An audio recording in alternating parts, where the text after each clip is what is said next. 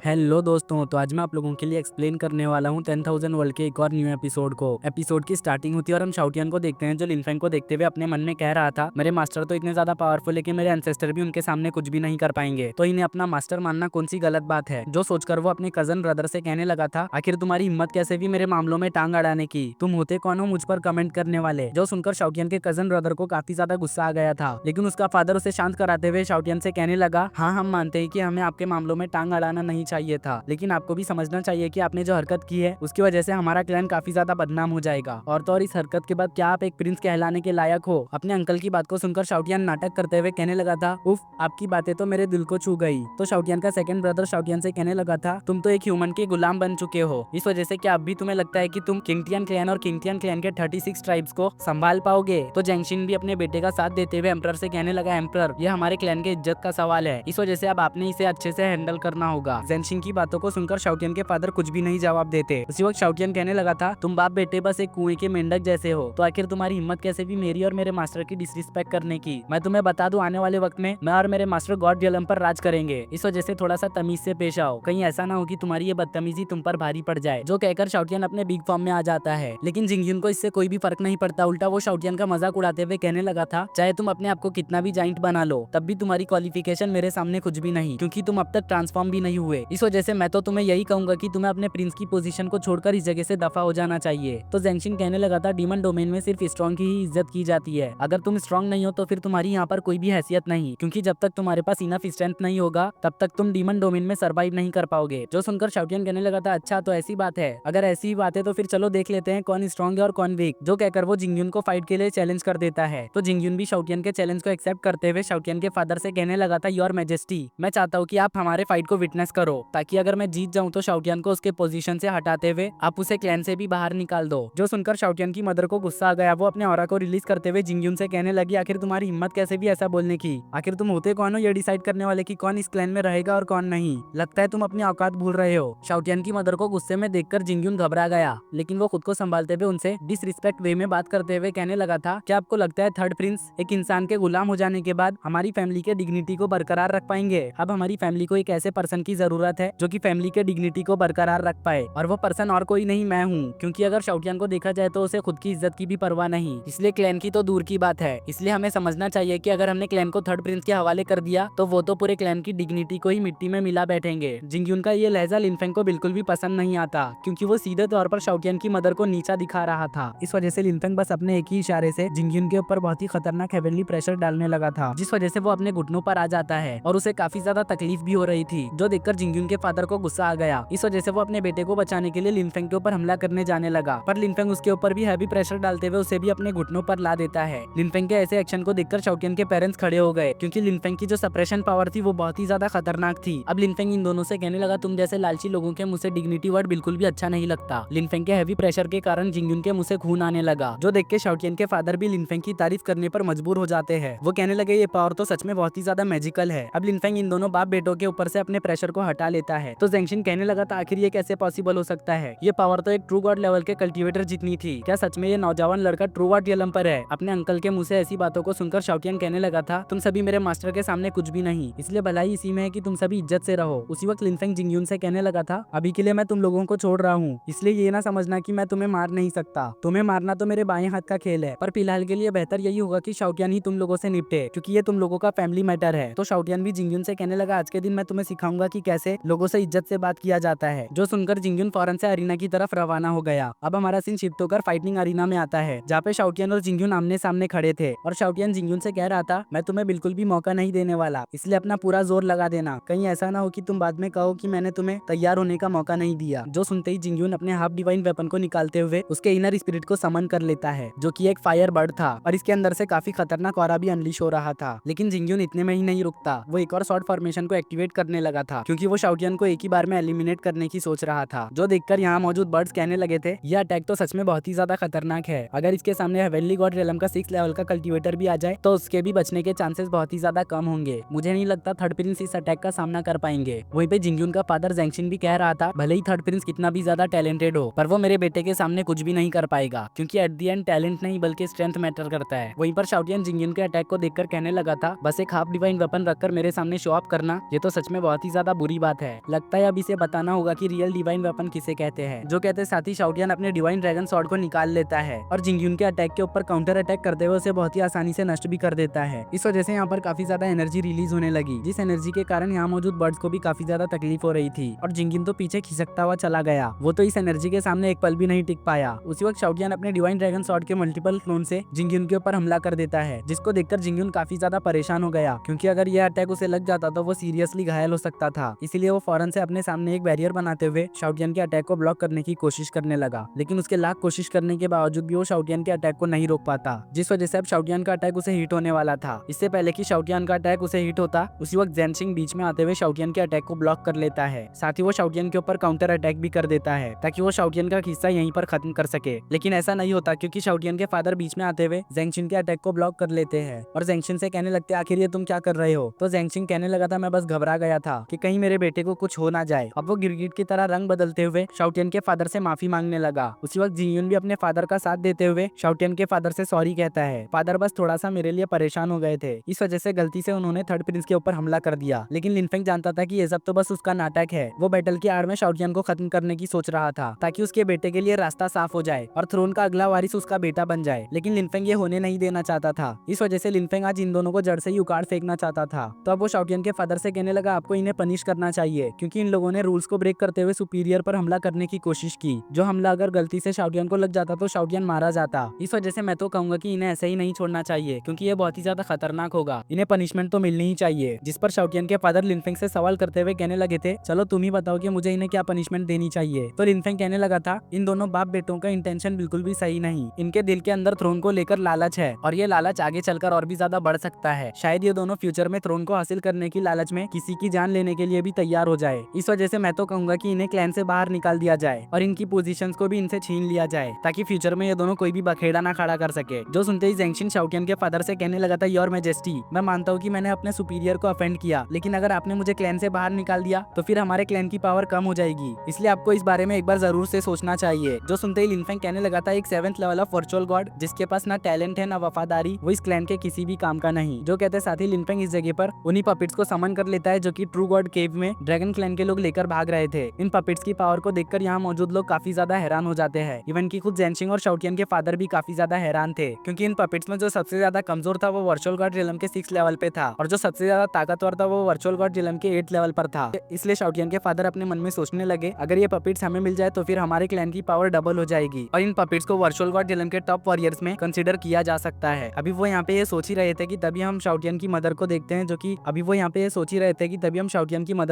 जो कि ये सब देखकर कहने लगी थी वही मैं सोचूं कि शाओटियान लिनफेंग से अलग क्यों नहीं होना चाहता। इन सब चीजों को देखने के बाद तो कोई भी लिनफेंग से अलग नहीं होना चाहेगा। शाओटियान के पास तो इस बार एक बड़ा सपोर्टर है। अब इन पपिट्स को हासिल करके शाओटियान के फादर लिनफेंग का शुक्रिया अदा करने लगते हैं, जिसके बाद वो ज़ेनशिन से कहने लगे थे तुम्हारे टाइटल को देखते हुए तुम्हें मुझे असिस्ट करना चाहिए था, मगर तुम तो मेरे पीठ में छुरा भोंकने की फिराक में थे। तुमने अपने पोजीशन का बहुत ही गलत फायदा उठाया है, इस वजह से तुम बिल्कुल भी माफी के लायक नहीं। तुम्हें तो पनिशमेंट मिलकर ही रहेगी। आज से तुम दोनों का हमारे क्लैन से कोई भी नाता नहीं और तुम दोनों से तुम्हारी पोजीशन भी वापस ले ली जाती है। अब तुम दोनों को बस एक आम बर्ड बनकर रहना होगा। जो कहते साथ ही वो अपने गार्ड्स को ऑर्डर देते हैं कि वो इन दोनों को लेकर चले जाए। तो गार्ड भी इनके ऑर्डर को मानते हुए इन दोनों को एक बैरियर में कैद कर देते हैं और इन्हें यहाँ से लेकर जाने लगते हैं। तो ज़ेनशिन कहने लगा था आखिर तुम ये क्या कर रहे हो, हम दोनों भाई है, तुम मेरे साथ ऐसा नहीं कर सकते। उसी वक्त जिंगयुन भी शाओटियान के फादर से कहने लगा था आप हमें इस तरह क्लैन से बाहर नहीं निकाल सकते क्योंकि ग्रैंडफादर यहाँ पर मौजूद नहीं है। जो सुनकर शाओटियान के फादर अपने ऑरा को रिलीज करते हुए कहने लगे थे अगर इससे ज्यादा तुम लोगों ने और भी कुछ कहा तो मेरे रूथलेस एक्शन के लिए मुझे ब्लेम मत करना। जो सुनकर ज़ेनशिन कहने लगा था मुझे इस क्लैन से बेदखल करने के बाद ये क्लैन भी ज्यादा देर तक नहीं टिकने वाला, देख लेना एक ना एक दिन ये क्लैन जरूरी डिस्ट्रॉय हो जाएगा। तभी ये दोनों बर्ड्स आपस में कहने लगे थे थर्ड प्रिंस तो सच में काफी ज्यादा पावरफुल हो गए हैं, अब वो पहले की तरह नहीं रहे। तभी शाओटियान के फादर अपने ऑरा को रिलीज करते हुए अनाउंस करते हैं कि अब मेरा बेटा वापस आ चुका है जो कि होने वाला एम्परर है, इसलिए अगर किसी ने भी उसकी डिसरिस्पेक्ट की तो उसे पनिशमेंट मिलेगी। और तो और मैं ये भी चाहता हूँ कि आप सभी रूल्स को अच्छी तरह से फॉलो करें। तो सभी लोग इसके लिए राजी हो गए थे और शाओटियान अपने फादर के कंधे पर बैठकर ये सब बहुत ही चौड़ में देख रहा था। वहीं पर लिनफेंग भी शाओटियान के लिए काफी ज्यादा खुश था। लेकिन उसी वक्त इस जगह पर भागते दौड़ते दो बर्ड्स आते हुए कहने लगे थे योर मैजेस्टी जल्दी से कुछ करिए क्योंकि ओल्ड एम्परर मुसीबत में है। जो सुनकर तो शाओटियान और शाओटियान के फादर काफी ज्यादा परेशान हो गए थे और इसी परेशानी के साथ हमारा ये एपिसोड यहीं पर एंड हो जाता है। गाइस मैं उम्मीद करूंगा कि आपको मेरी एक्सप्लेनेशन वीडियो पसंद आई होगी। अगर पसंद आई है तो वीडियो को लाइक करके चैनल को जरूर से सब्सक्राइब कर लेना, साथ ही बेल आइकन को भी ऑल पर जरूर से सेट कर लेना ताकि जब भी मैं नेक्स्ट एपिसोड अपलोड करूँ तो आपको पता चल जाए।